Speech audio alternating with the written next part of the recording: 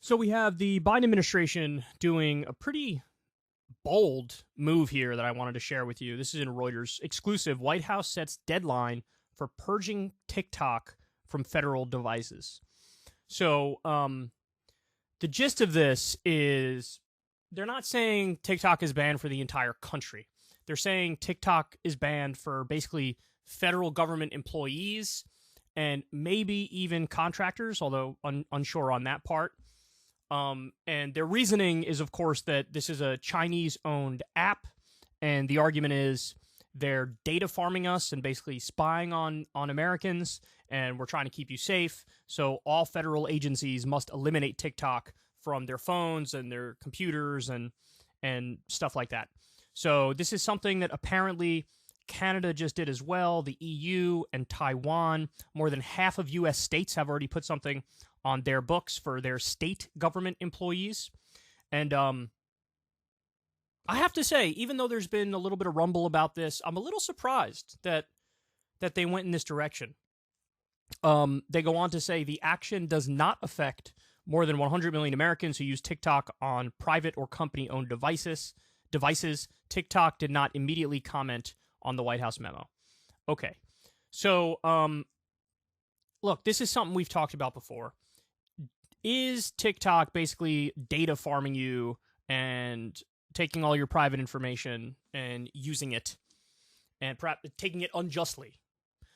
The answer is yes. I mean, they apparently have some of the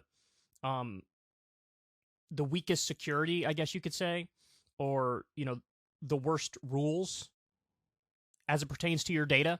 So I'm not surprised by that.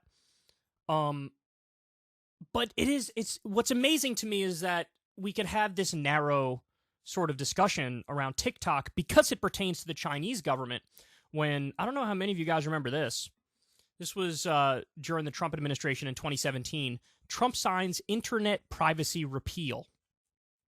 So the gist of this is, it used to be the case, and this was an Obama-era rule, that when you put your information online somewhere, that company or that internet service provider would need your approval for them to turn your information over or sell your information to any third party, whatever it might be, advertiser, company, what have you.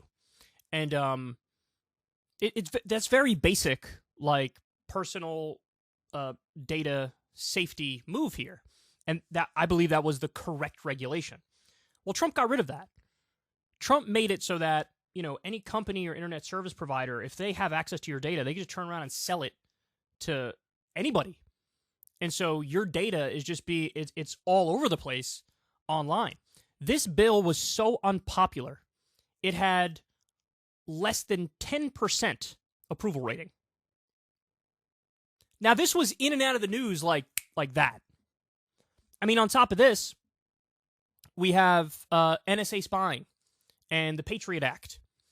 And so this is a long-winded way of me telling you your data is everywhere anyway. What do you think Facebook is doing with your data? What do you think Twitter is doing with your data? What do you think any of the social media outlets are doing with your data? I mean, there's no privacy, there's no protection, there's no security, there's no nothing. But when it comes to TikTok, because it's in some ways linked to the Chinese government, all of a sudden it's like red flag everywhere, everybody panic, and they're banning it on government devices. So I understand where they're coming from, but you can't have this absurd double standard where it's like any data farming done by big tech companies in the US, or just not even big tech companies, any other companies in the US, any data farming done by the US government, it's like, well, that's all fine and dandy. We're not going to, utter a word against that. We're not going to come up with any rules to protect your data on that front, but in this one particular area with TikTok, get rid of it. So, honestly, at the end of the day, I don't even know what to make of this, right? I don't know how much of it is sort of just scaremongering and feeding into this narrative of like the new Cold War vis-a-vis China and Russia. I don't know how much of it is that. I don't know how much of it is like a genuine concern, but my guess is, look, they probably already have all of the data anyway. So to take this action now, it's not like it's retroactive in getting the data back. It's like any data from here on out, perhaps it'll be protected, maybe.